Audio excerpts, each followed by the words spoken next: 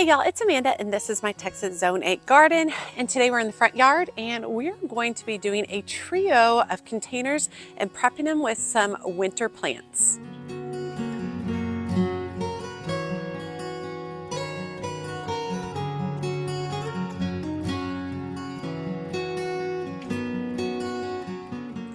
Okay, so I finished my Christmas front porch. I've got some decor in here. I've filled the front with bulbs and winter annuals, and I have a trio of pots back here that I would like to get changed out for the winter. So let me show you what those look like. Okay, so they're kind of hard to see because the plants got so huge, but there's 1, 2, 3. This one right here is filled with just dianthus, and I typically just leave that dianthus in there because it's perennial in my area.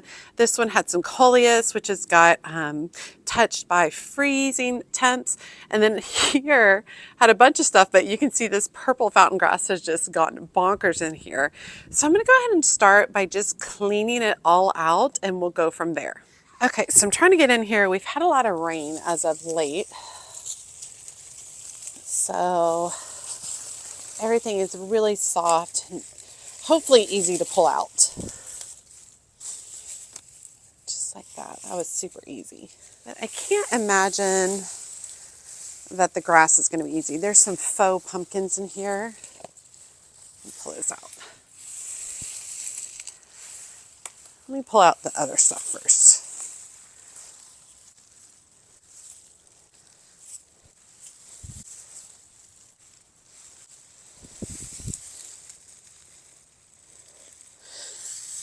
Gonna need a blade or something to help with that. Okay, I've got my hoary knife. Come in here and kind of cut it out. I want to be a little bit gentle. I do have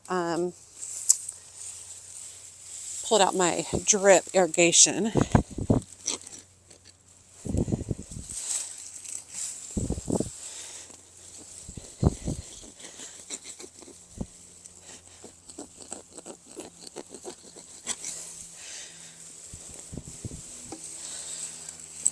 There we go.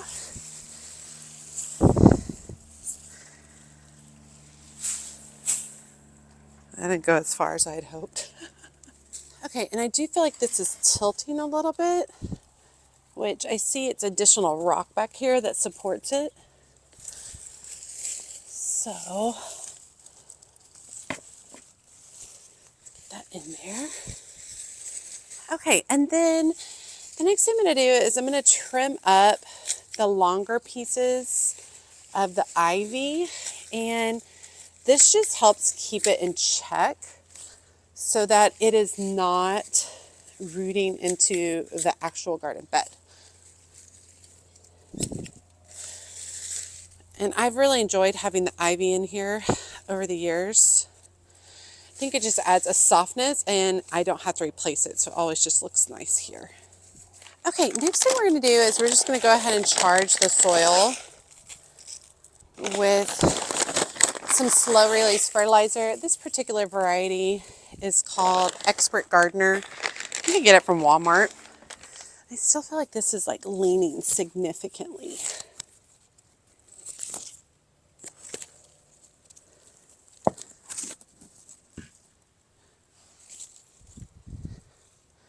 I think that looks a little better.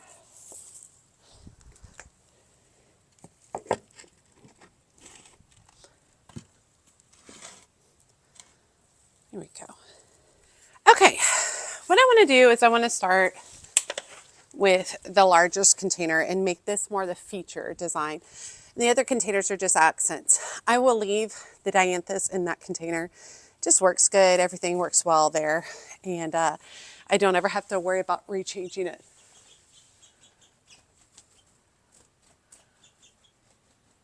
I got a bird flying around here. I wonder if they have a nest around here. This would not be good timing for, not a good time of year for nests. Okay, so I bought a bunch of plants at Homegrown the other day, and I really focused on winter annuals that will do well in my area throughout the winter.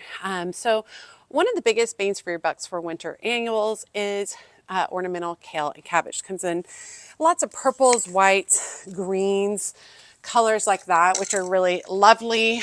And it has a lot of texture and interesting color. And typically I would plant this back to front, but for y'all's vantage point, I think I'm going to plant front to back. So tallest at the back, shortest at the front. And we're going to go ahead and start with this particular kale. I picked it up because it had a trio of rosettes, which I thought looked really, really nice. This gallon is $7.95. And I really just want, I'm going to do it a little bit to the edge over here. I'm just going to slightly do it over the edge right here, which I think will work really nicely. I'm going to put the main players in, and then I'll go back and fill in with things like pansies. All of this space will be filled in with pansies, which I think will be nice. Although I might move this over a little bit. I think I like that a little better there. All right, then I'm going to go for my medium height one. So I'm going to work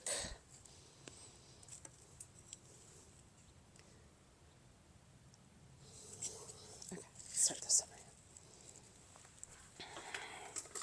over.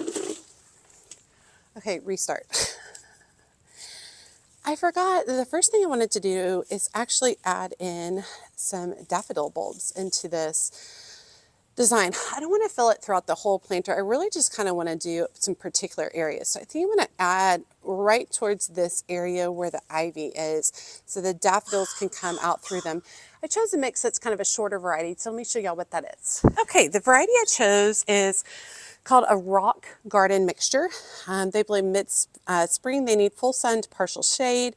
Deer resistant, bee friendly, fragrant, and their height is only about 6 to 14 inches. And it's a mix of bulbs. And these typically need to be planted at 6 inches. Most daffodils are at that point. So I am going to dig down here. And I'm really just going to kind of tuck these in kind of a clustered area down in here. Oh, there are more than 7 bulbs. It said it only had 7 bulbs. It's definitely more than 7, which is fine. It's great. And just get these tucked down here, and then we'll just backfill right over the top of them. That's just going to extend the life of this container in the spring, so I don't have to change it out right away, which would be great. So with that being said, now I'm going to come back through with my ornamental kale, and I'm kind of just angling it right over the edge here. I don't know if I'm going to work any pansies into this one. Okay, so I've got that. I've got a nice soft edge there, soft edge here. Now I need a medium height in about here, so I'm going to add an additional ornamental kale. And I'm going to add this guy right here.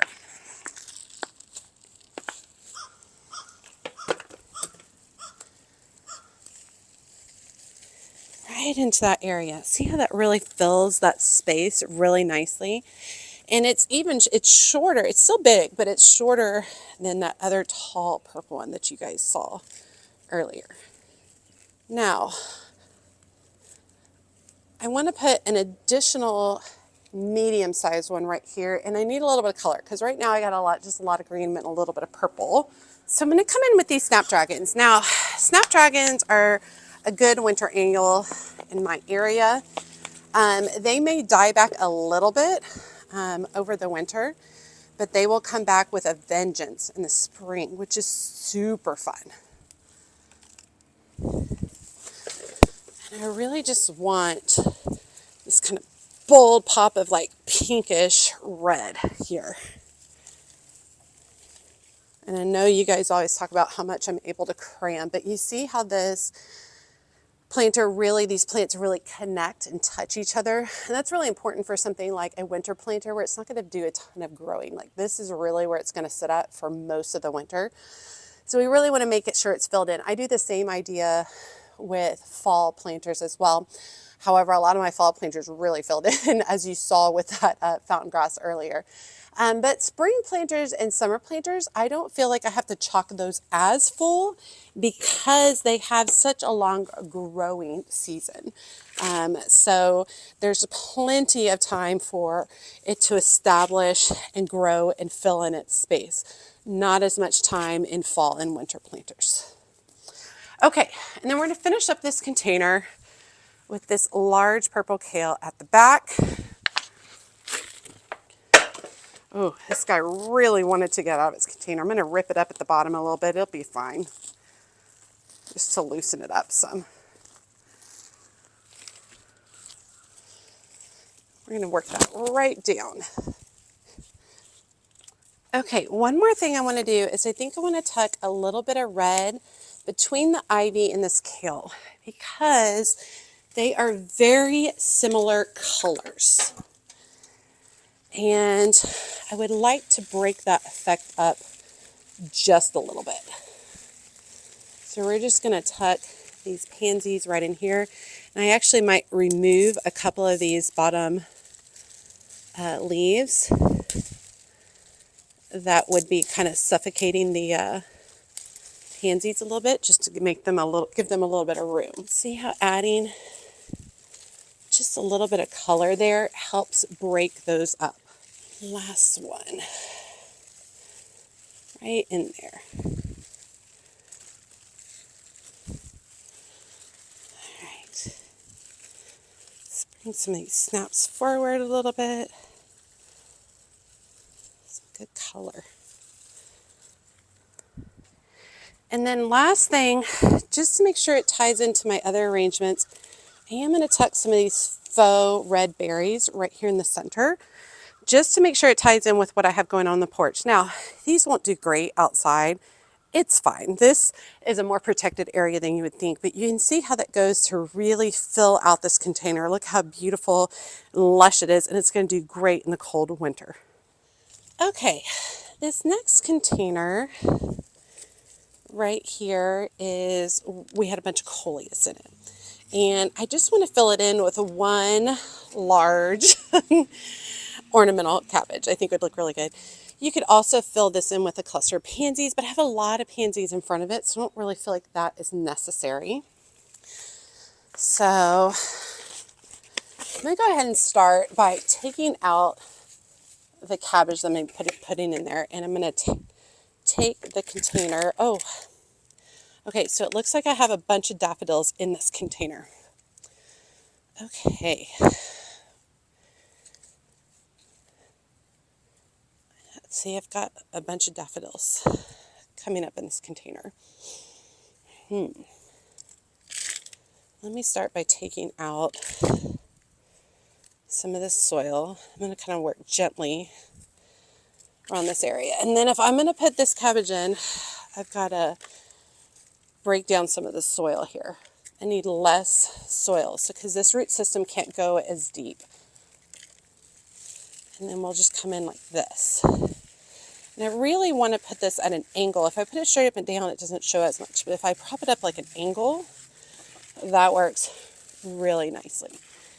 And we'll go ahead and backfill.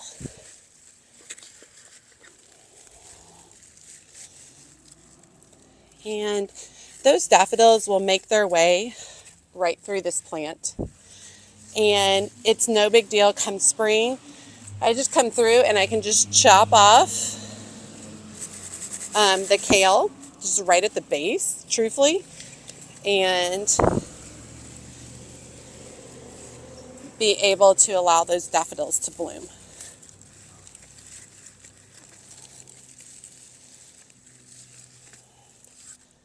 All right, looks good. Okay, last thing I'm going to do in this area, which seems a little bonkers, I am going to trim this dianthus back some because we've got a lot of dead stuff underneath here that just doesn't look as nice. I just want to pull some of that out. I think it's just going to look nicer over time. And this will fill back in so quickly, you guys. You just can't even imagine how quickly. But trimming it back also shows more of the plant, the pot. Look at the awesome moss growing on the pot. So pretty.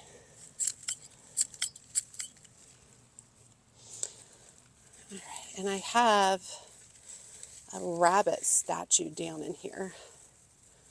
It's kind of hard to see, kind of peeking out.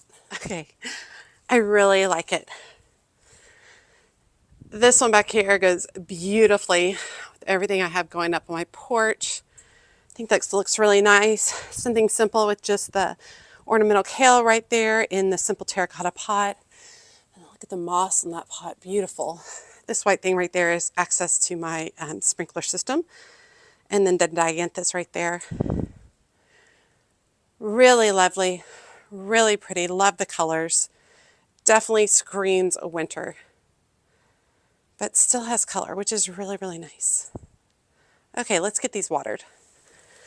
Okay, so whenever you got a freeze coming, which we do the next day, we want to make sure that all of our plants are really well watered, especially if these are new plantings. Okay, because plants that have wet roots do way better in a freeze than something that has dry roots. Dry roots freeze. Moist roots insulate. We've had a lot of rain, so these pots are actually pretty moist already.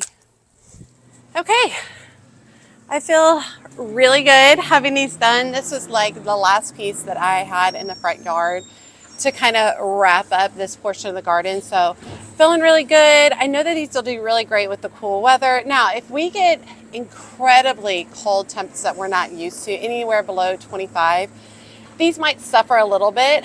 They'll probably be okay, but they'll suffer some.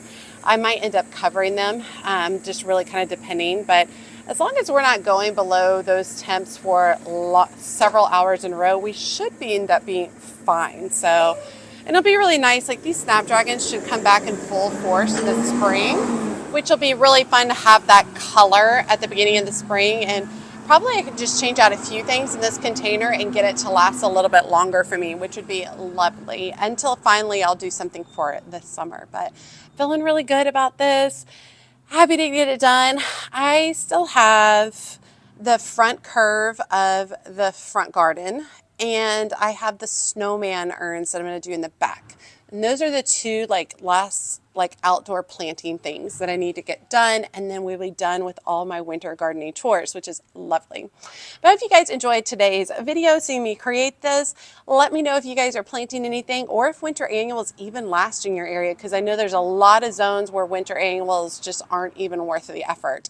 They do great in my zone, and they do really beautiful late winter, early spring. They're absolutely gorgeous when we don't have a lot blooming at that point in time. But let me know what you like regarding winter annuals. As always, make sure you like, comment, and subscribe to the channel. Every time you like and comment, it helps grow my channel so much. And if you don't feel comfortable leaving a comment, just drop me an emoji below, letting me know that you made it to the end of the video and that you say hi. And be sure to check me out on my social media outlets, including Facebook, Instagram, and TikTok. As always, she's a mad gardener or a decorator or anything else that she wants to be. Thanks, y'all.